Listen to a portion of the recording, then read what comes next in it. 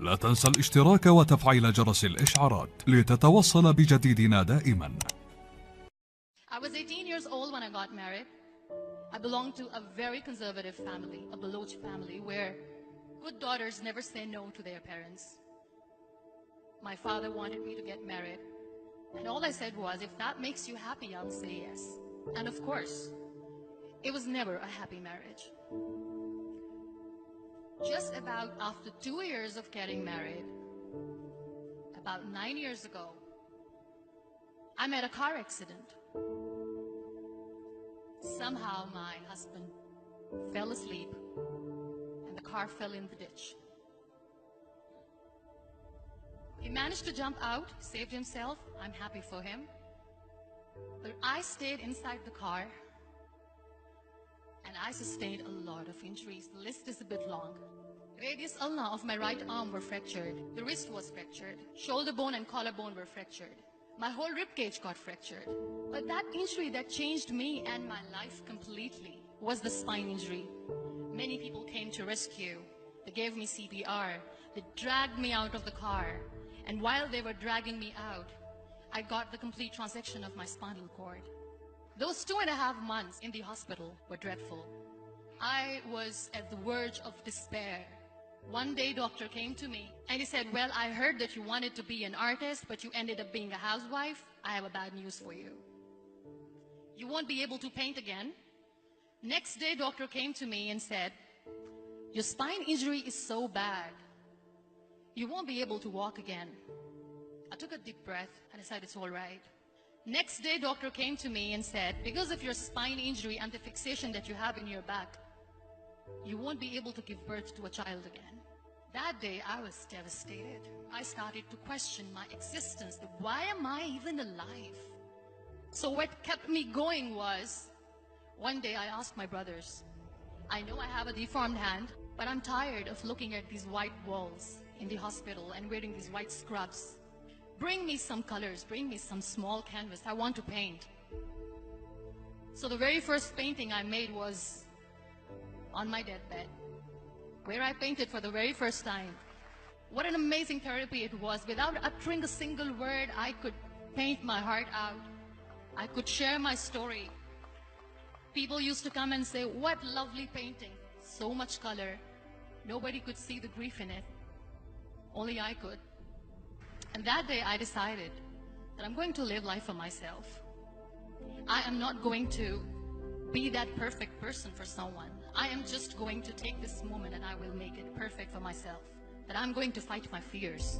So I wrote down one by one all those fears. And I decided that I'm going to overcome these fears one at a time. You know what was my biggest fear? Divorce. But the day I decided that this is nothing but my fear, I liberated myself by setting him free.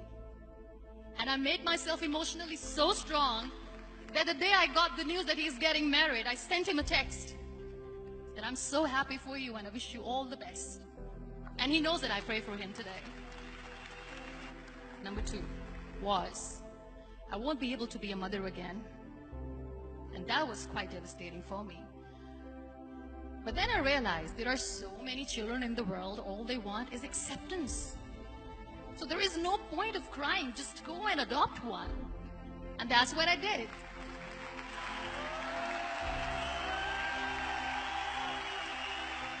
I gave my name in different organizations, different orphanages, and I waited patiently. 2 years later, I got this call from a very small city in Pakistan. I got a call and they said, are you Muniba Mazari? There is a baby boy and would you like to adopt?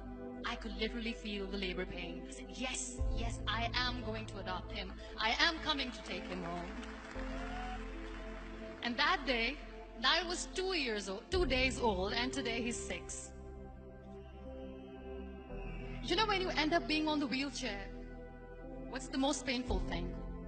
People think that they will not be accepted by the people because we, in the world of perfect people, are imperfects. So I decided to appear more in public, to join the national TV of Pakistan as an anchor person. I became the National Goodwill Ambassador for UN Women Pakistan, and now I speak for the rights of women, children. I was featured in BBC 100 Women for 2015. I'm one of the Forbes 30 under 30 for 2016. So when you accept yourself the way you are, the world recognizes you. It all starts from within. We have this amazing fantasy about life. This is how things should work.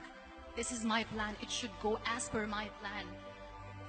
If that doesn't happen, we give up. I never wanted to be on the wheelchair.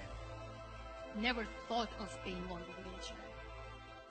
This life is a test and a trial, and tests are never supposed to be easy. So when you're expecting ease from life, and life gives you lemons, then you make the lemonade, and then do not blame life for that. It is okay to be scared. It is okay to cry. Everything is okay, but giving up should not be an option. They always say that failure is not an option. Failure should be an option, because when you fail, you get up, and then you fail, and then you get up, and that keeps you going. Embrace each and every breath that you are taking. Celebrate your life. Live it. Don't die before your death. Real happiness lies in gratitude. So be grateful, be alive, and live every moment.